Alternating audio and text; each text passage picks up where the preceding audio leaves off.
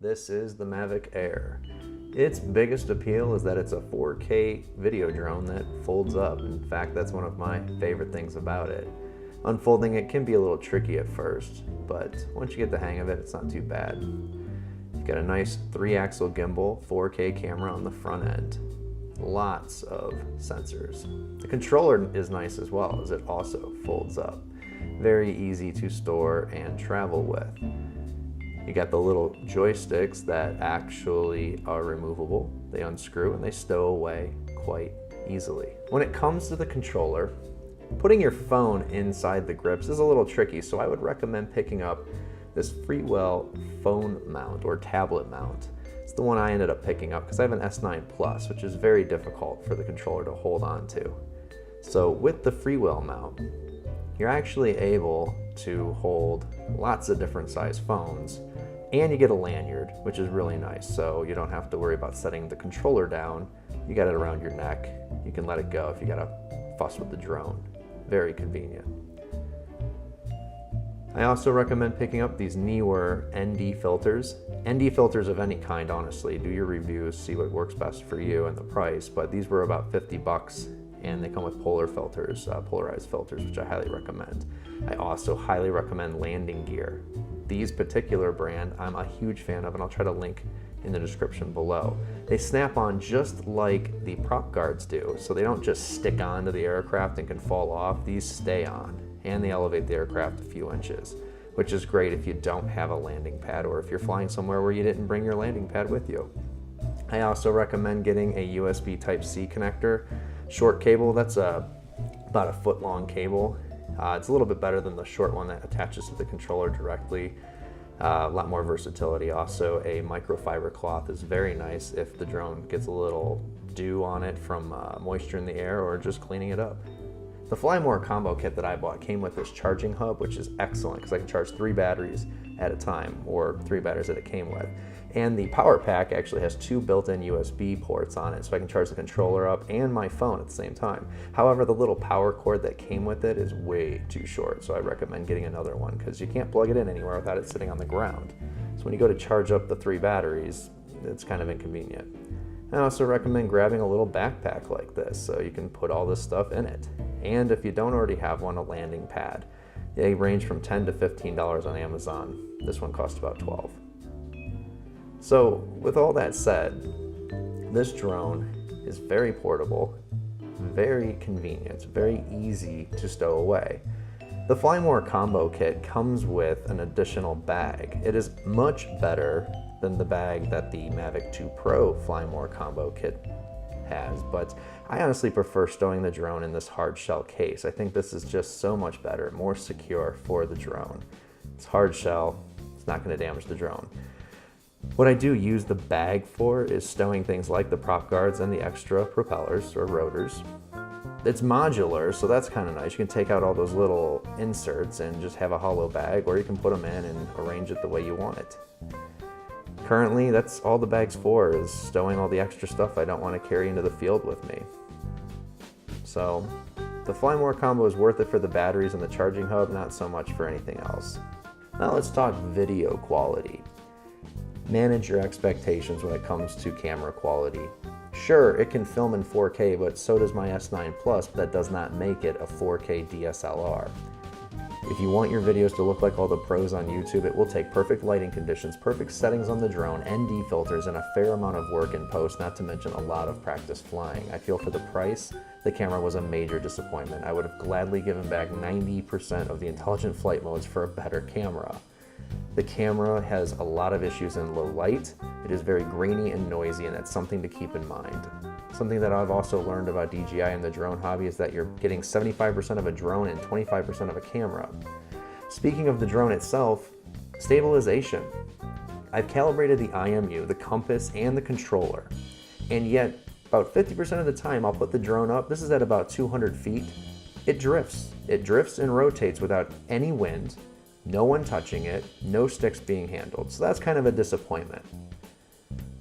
Now let's talk return to home. Now, the Mavic Air, when I bought it in January of 2019, shipped with precision takeoff and precision landing. However, like a lot of things with this drone, it's flaky. The return to home function works. I have no complaints there. What my complaint is the accuracy. Sometimes it'll land right where it took off, and other times it won't.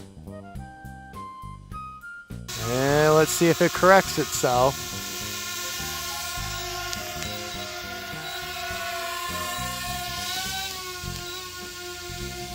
Oh, not very good at all. Even with precision takeoff enabled, the Mavic Air didn't even come close. Go home. Low battery warning.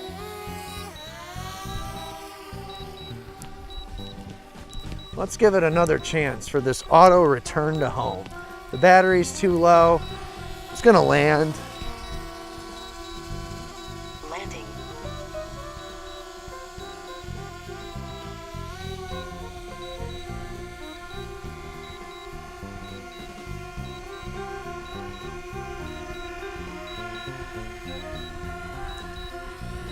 And unfortunately, it even banged the gimbal on the way down. Too bad. All right, the next thing we're gonna test out is the follow me mode. Let's set the speed down to 6 miles an hour, and let's see how she does.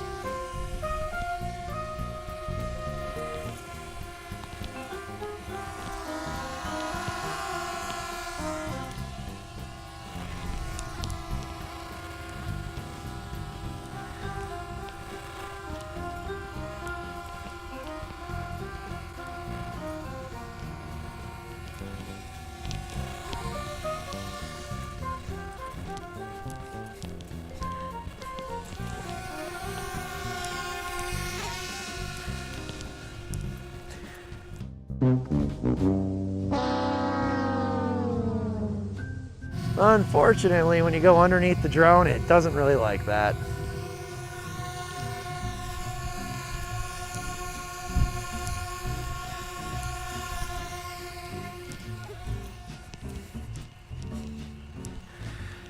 Active track, in my opinion, not quite finished yet.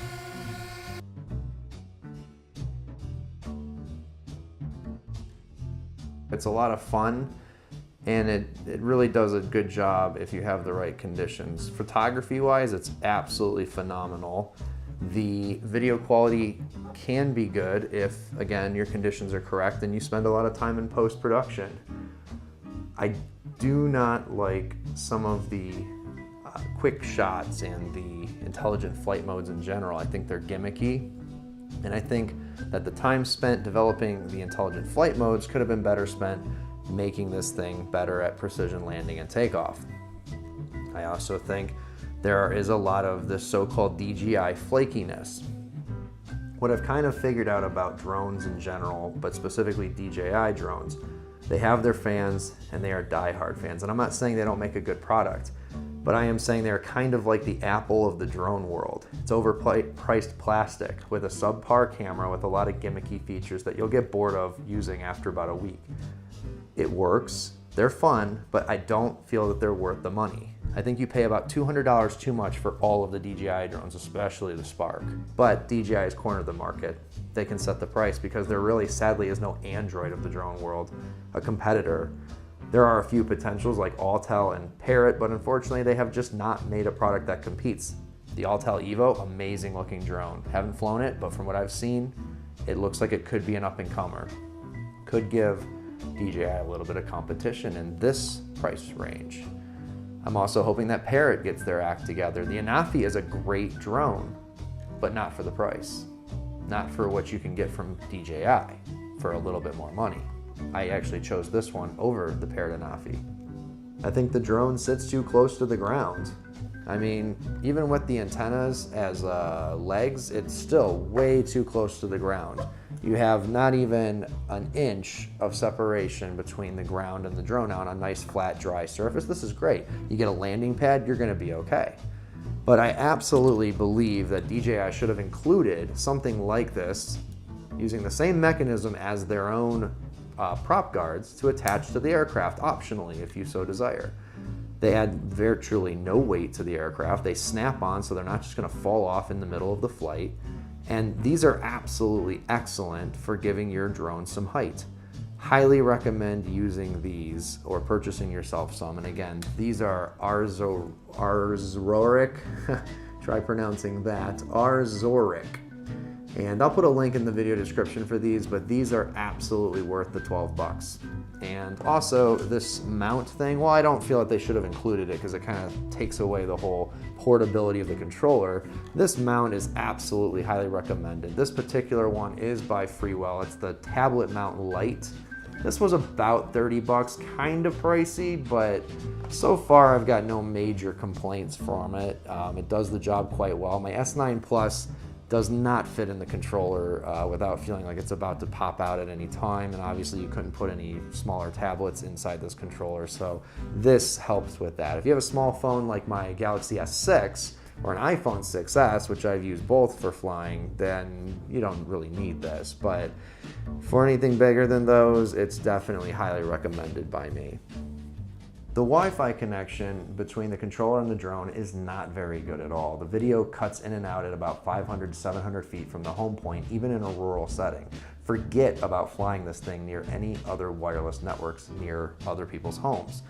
I'll tell you right now, the phones have to be in airplane mode. Everybody around you's phone has to be in airplane mode, especially if they have their Wi-Fi hotspots turned on. Anything around the 2.4 or 5.8 gigahertz frequencies, it gets in the way of the video feedback from the drone to the controller. Now, I've not had too many significant issues with losing radio connection between the controller and the drone, but the video feed is the main issue. It is night and day different between OcuSync and Wi-Fi, and I don't understand why they couldn't have put OcuSync on this particular drone. Honestly, for the money, that would have made the drone significantly better value. Would I recommend it? I enjoy it. Even though it's very loud, it's not very stable, it has its flakiness and it has its issues, I do enjoy flying it. I don't think the price is fair. I think $400 to $500 would be the sweet spot for the drone, a battery, and a controller. I don't think they're fairly priced, but again, DJI does not have any competition, so they kind of set the market. That said, if you're thinking about buying one of these, know that there are many flaws. They are not perfect. The video quality can be grainy and noisy very easily. The drone itself can be very unstable at times. Sometimes you'll have video feed connection issues back from the drone to your phone, and that can be very difficult when trying to frame up a shot or get good video or pictures. And just there's this general DJI flakiness in the software. Those intelligent flight modes are great when they work. Half of them are useless, like tap to fly. There's a lot of things that they advertise that it can do that require a lot of end user troubleshooting, I suppose you could say. So do I recommend it? Half of me says yes, half of me says no, but if I still have this drone in a year, I'll be surprised.